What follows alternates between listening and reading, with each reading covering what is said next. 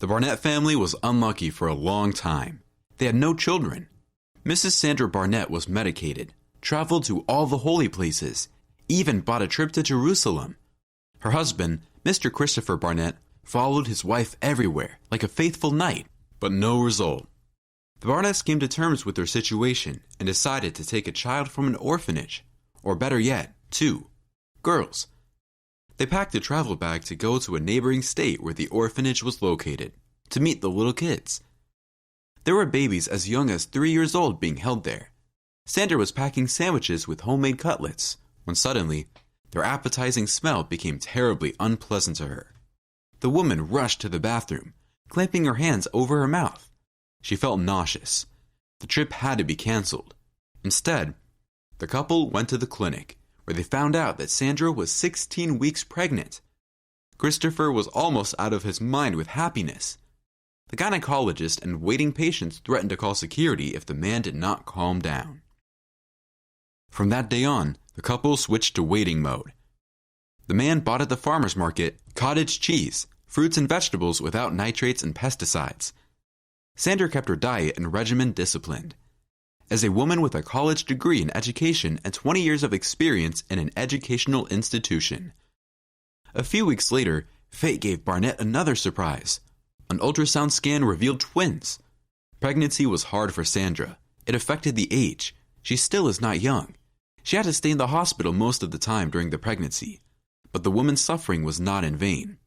In due time, 2 beautiful twin girls were born.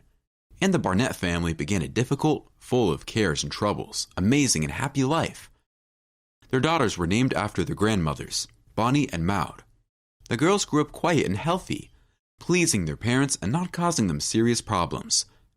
Mom and Dad were proud to note that their twins were far ahead of their peers in development. They were clever and obedient. Similar as 2 peas in a pod, they were different in character. Bonni was engaged in sports and was a very sociable child, and Maud adored books and nature, loved solitude. Both sisters loved each other. It was obvious how strong the spiritual bond between them was. 18 years passed imperceptibly. The girls grew up and became real beauties. Bonni was wooed by young guys. There was no shortage of admirers. She twisted them as she wished. The girl led a busy life. She was a professional swimmer and often went to competitions. She had been to many states because of her success in the sport.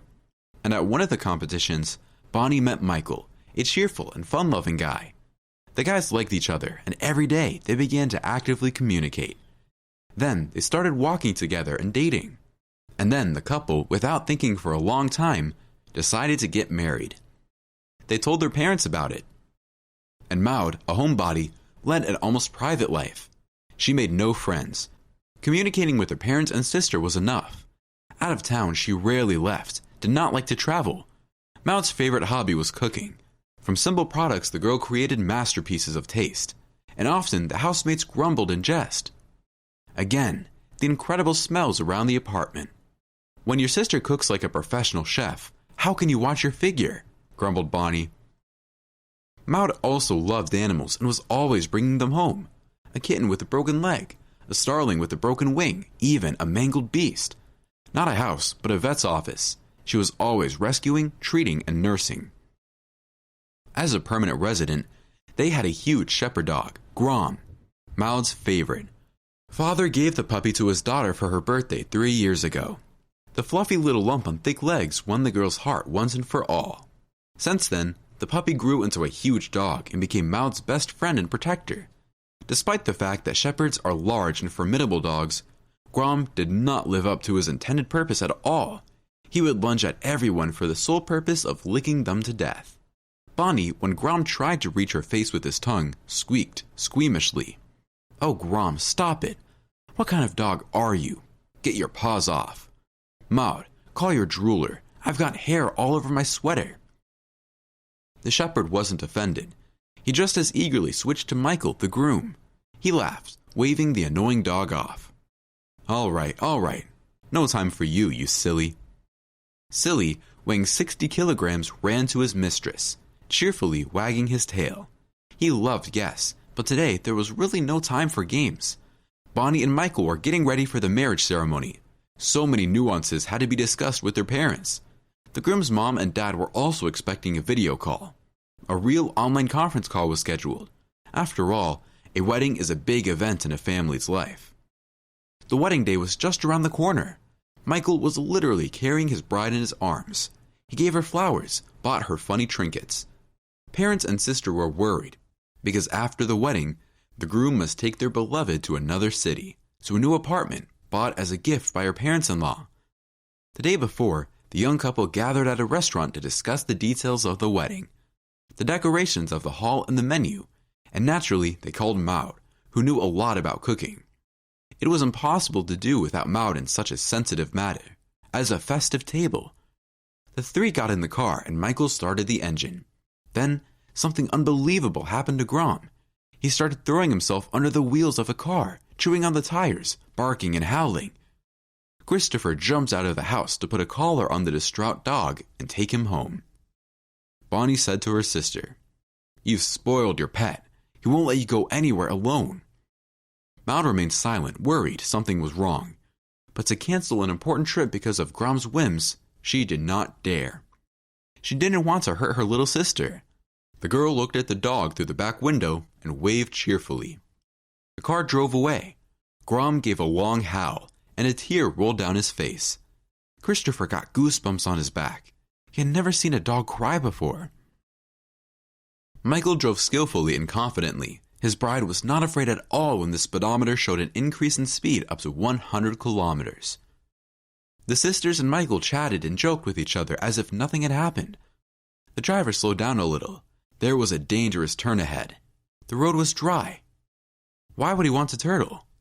The car dashing into a sharp curve of the road, and then a lumber truck flew into the oncoming lane. The trailer with a heavy load wobbled from side to side. The driver tried to straighten his truck, but had no time.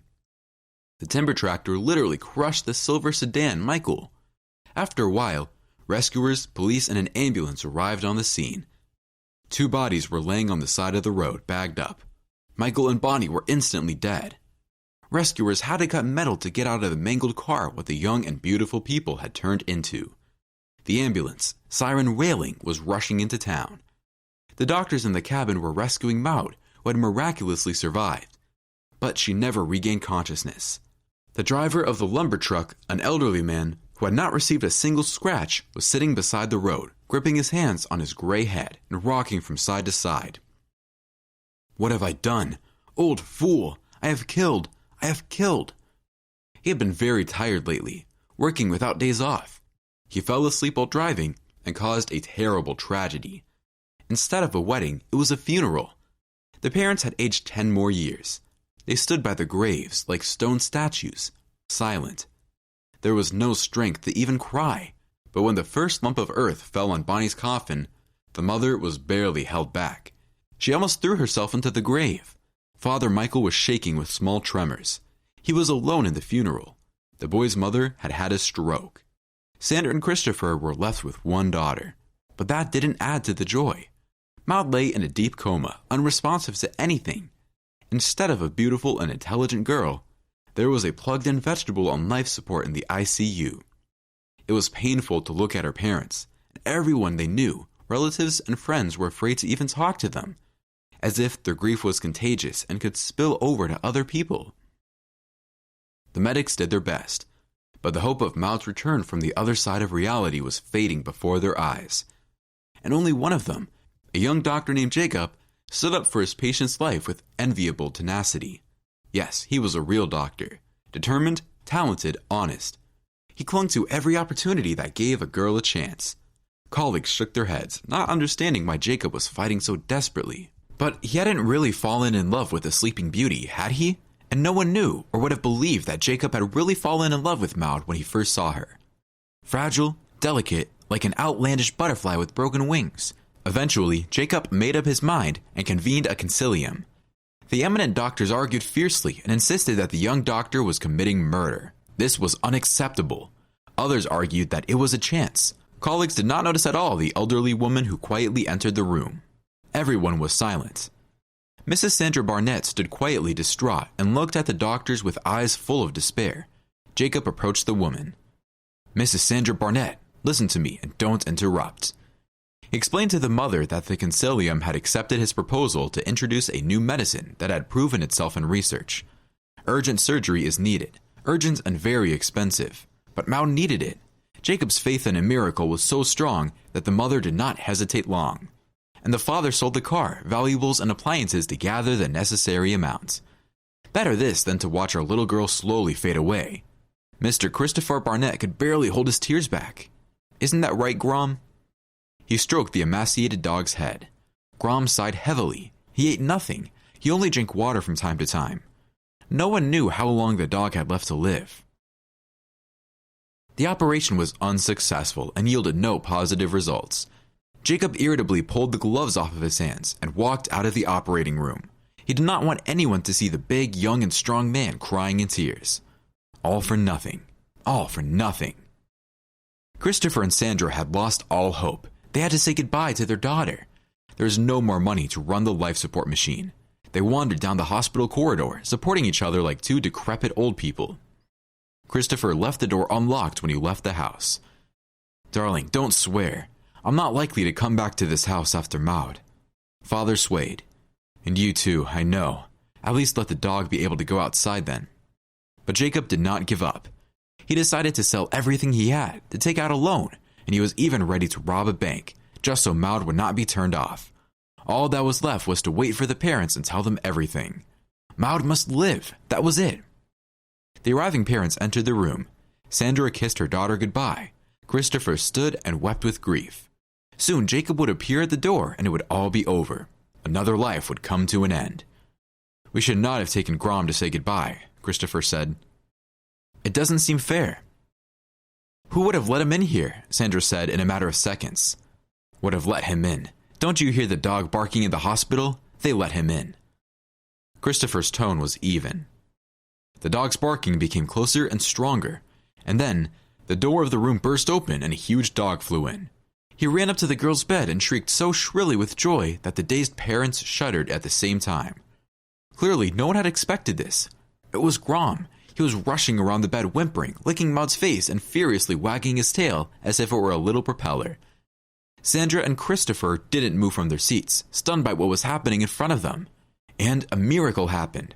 The sensors came to life, signaling that the patient had come out of her coma. The girl's eyelashes fluttered open and she opened her eyes to see the face of the dog. Grom, Maud whispered. I heard you barking.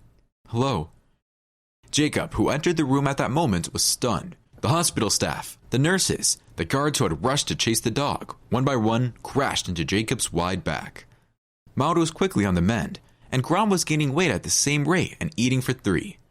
Sandra was exhausted from making the dog porridge with huge pots. Christopher was finally able to sleep without dreams or fears. Jacob cared for his patient like an attending physician and a reverent lover. He gave the girl flowers and tried to spoil her with delicacies he prepared himself. Maud, after tasting a spoonful of salad, appreciated the young doctor's culinary talents. Have you ever dreamt of having your own restaurant? The girl asked. No.